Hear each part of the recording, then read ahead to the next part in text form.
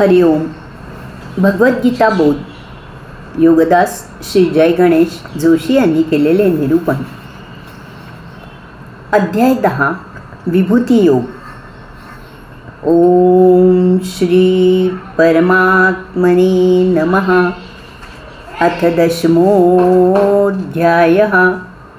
जय योगेश्वर. परम आत्म्याला नमस्कार. अध्याय 10. श्लोक क्रमांक 10. तेषां सततयुक्तानां भजतां प्रीतिपूर्वकं ददामि बुद्धियोगं तय्येन मामुपयान्ति ते.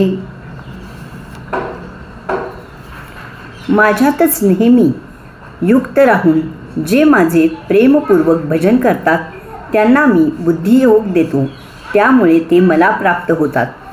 भगवंत श्रींमध्ये सतत रत असलेले, त्यांच्यातच सतत स्थित असलेले भक्त भगवंत श्रींवर प्रेम करतात.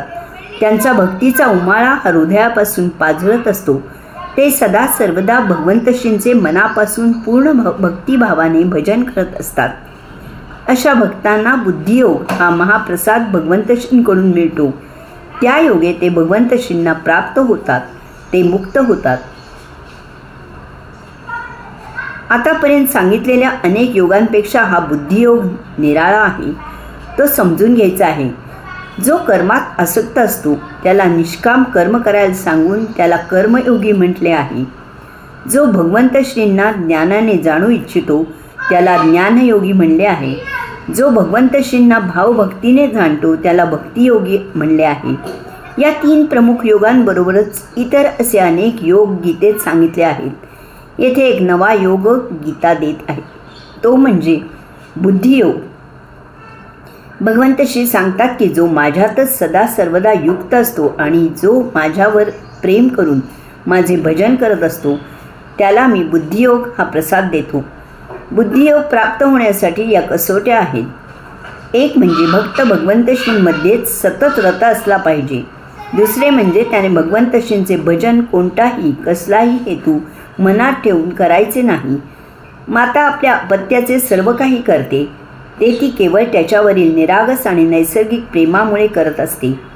त्यामागे त्या माऊलीचा जरासुद्धा स्वार्थ नसतो. तसेच भक्ताने भगवंत श्रींचे भजन त्यांच्यावरील त्याच्या निरपेक्ष प्रेमामुळे करायचे आहे. त्यामागे त्याचा कसलाही हेतू असता कामा नये. अशा भक्ताला सर्व काही भगवंत श्रीच होऊन जाते. त्याचा संसार, त्याचे कर्म, त्याचे खाणेपिणे, त्याचे बसणे उठणे, त्याचे सगळे सोयरे, त्याच्या इच्छा कामना, त्याची पूजा अर्चा, त्याचे सर्व काही भगवंत श्री झालेले असते. सर्व काही एकमेव भगवंत श्रीच आहेत. ही एक अलौकिक बुद्धी त्याला लागते. त्याला जीवनाचे रूपांतर त्याच्या चेतनेत होते आणि त्याच्या चेतनेचे रूपांतर भगवंत श्रींच्या साक्षात्कारात झालेले असते. हा त्याला त्याच्या असाधारण भावभक्तीने नटलेल्या भक्तीचा विशेष प्रसाद भगवंत श्रींकडून मिळालेला असतो. ही त्याला भगवंत श्रींची खास देणगी असते. यालाच येथे बुद्धियोग असे म्हटले आहे. भगवंत श्री हेच सर्वात्मा सर्वेश्वर आहेत याची जाण येणे हीच या विश्वातील सर्वश्रेष्ठ बुद्धी आहे. बाकी सर्व अबुद्धी आहे, पोटभरू आहे, दुःख देणारी आहे. सुरुवातीला बेगडी सौख्य देऊन शेवटी दुःखाच्या खाईत लोटणारी आहे. असा हा बुद्धियोग प्रसाद ज्याला मिळतो त्याला भगवंत श्री प्राप्त होतात, त्याला मुक्ती मिळते. हरिओम.